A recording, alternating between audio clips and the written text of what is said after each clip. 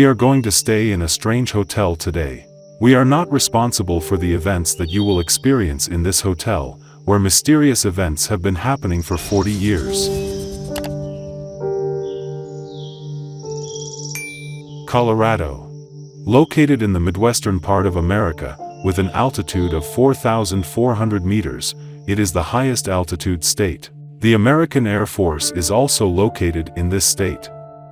The first rodeo in the world was held here in 1869. Cheeseburger, which most people eat with pleasure, appeared in Colorado. For this reason, this settlement discovered by Spanish explorers was given the name Colorado, which means red in Spanish. But today, while we're eating cheeseburgers, we won't watch rodeos. And we're not going to visit the U.S. Air Force. We're going to shine a spotlight on a 40-year-old mystery in the 8th largest state in the 50-state United States. We go back about 40 years.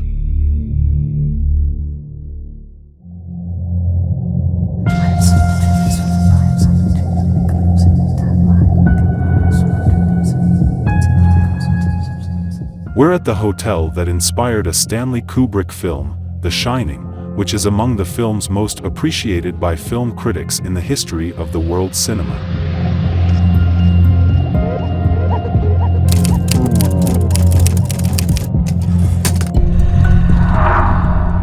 Since the 1970s, there have been known cases of unusual activity in this hotel. Stephen King, who spent a night at this hotel, decided to write a novel based on his experiences. The Shining, one of the best-known examples of the psychological thriller genre, was among the best-selling entries for weeks. Director Stanley Kubrick decided to make a film of Stephen King's novel and adapted it to the screen. Everyone watched with sticking to their seats and breathless, the movie Shining, in which Jack Nicholson showed great acting.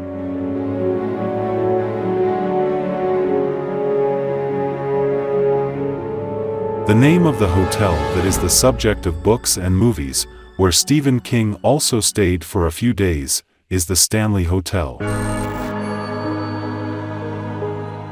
This hotel, hang tight, it's famous for its ghosts. We don't know if you're afraid of ghosts, but researchers do say that some non-human beings, some energy condensates, move freely between us.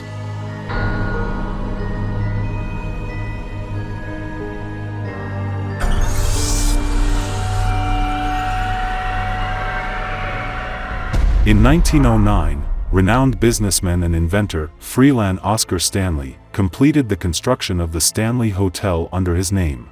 Inventor Stanley built this hotel in 1903, on the advice of his doctor, hoping that his tuberculosis would improve. Inventor Stanley chose Colorado, a country in the western United States, which had clean, mountain air. On his journey to Estes Park on the advice of his doctor, Stanley fell in love with the region and promised himself he would come here every summer. Inventor Stanley, he was wealthy. He built the hotel on land he bought from the Earl of Dunraven, an Irish nobleman. After visiting the area twice during a hunting trip in 1872, the Irish nobleman Dunraven illegally purchased approximately 1,500 acres of the surrounding land and wanted to make it a special hunting ground. However, locals could not agree with the Irish nobleman. Dunraven, who did not get along well with the indigenous people, left the area in 1884. Inventor Stanley named the hotel he had built to pay off his faithful debit, the Dunraven. In this way, he would also have paid his loyalty to the Irish nobleman, but the people hated Dunraven so much that when Stanley proposed the Dunraven for the name of the hotel he had built, the local people of 180 people opposed it and signed a petition. The Irish nobleman heard about it and was very upset. He died after a while. The real events begin now. According to some rumors that have survived to the present day, the ghost of the Irishman Dunraven is walking in room 217 of the Stanley Hotel. Those who stay in this room see his ghost.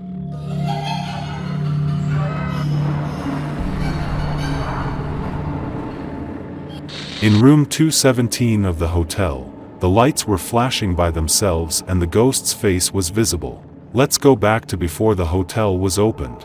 Years before the hotel opened, Stanley and his twin brother Francis had started a photography company. Stanley and his twin brother invented the steam-powered Stanley Steamer series, which would later multiply their fortunes after this company they sold to Kodak. Paying paid in advance for his cars, Stanley, who did not believe in credit, always demanded prepayment, so he also paid the money needed for the construction of the hotel, in cash. According to reports, this amount was over $10 million. With $10 million today, you can build another fantastic hotel. Built more than a century ago, the hotel had, of course, many characteristics. Its veranda, billiard room and grand staircase still retain their authenticity today. The billiard room was Stanley's favorite area. Stanley, targeting the rich social environment in the East, spared no expense and offered many luxurious services, including a casino, a shooting range and an airport to his hotel. Stanley was so insistent on rich clientele that, the time of World War I, even when tourism was never around, he sat in his hotel lobby turning away unsuitable customers. Hotel. In the early 20th century it became famous as the Shining Hotel. At the turn of the century, it hosted many respected names from Theodore Roosevelt to John Philip Sousa and the Emperor of Japan Hirohito. However, things did not go as planned. Although the hotel was popular, it went through a period of difficult times. They even came to the brink of bankruptcy. However, the hotel was revived in the 1970s with the visit of Stephen King. It has regained former popularity.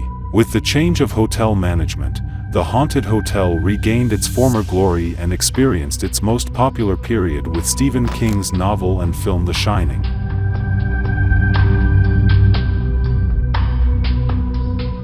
Room 217, allegedly where Stephen King himself stayed and described as haunted in the novel, and changed to 237 in Stanley Kubrick's film adaptation, still remains popular and is usually booked months in advance. People really stay in the room hoping to see a ghost. Would you really give a few pounds for a hotel room in the hope of seeing a ghost? Let's go back a little further. Room 217 actually has an interesting history that goes back even further than Stephen King. In 1917, the assistant chief steward, Elizabeth Wilson, wanted to light the hotel with lanterns on a night of fierce storm, when the power went out. When he wanted to use the lantern for lighting number 217, the lantern exploded with a big noise and also caused the floor under the room to collapse. Wilson survived this accident with 2 broken ankles and had nightmares after that.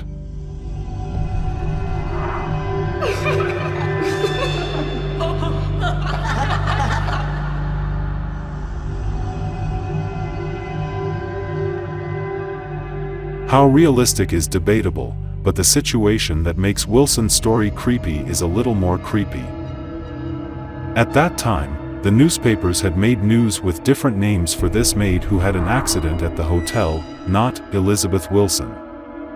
Since all the employee records were lost and there were no photos, it could never be known who was really in that room at that moment. So the situation has become even more complicated.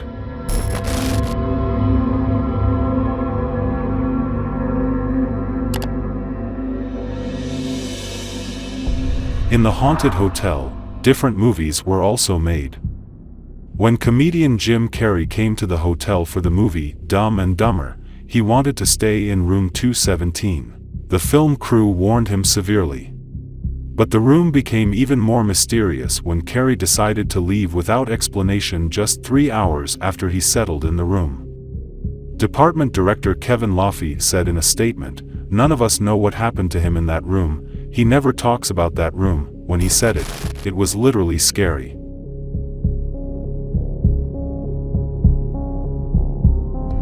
Many ghost hunters say room 401 is actually the hotel's most haunted room, and the home of a ghost thieving and stealing from guests' property. So it's not clear whether room 217 or room 401 in the hotel is haunted. Again, many believe that the fourth floor of the hotel is the source of paranormal activity. Rumor has it that there's always some creepy kid laughter on this floor of the hotel.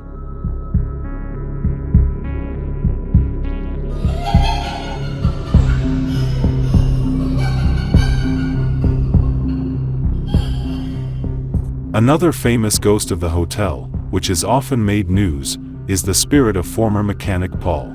The guide to the ghost tours of the hotel claims that the spirit of the mechanic, who died of a heart attack while shoveling snow outside in 2005, interacted with guests during the night ghost tours.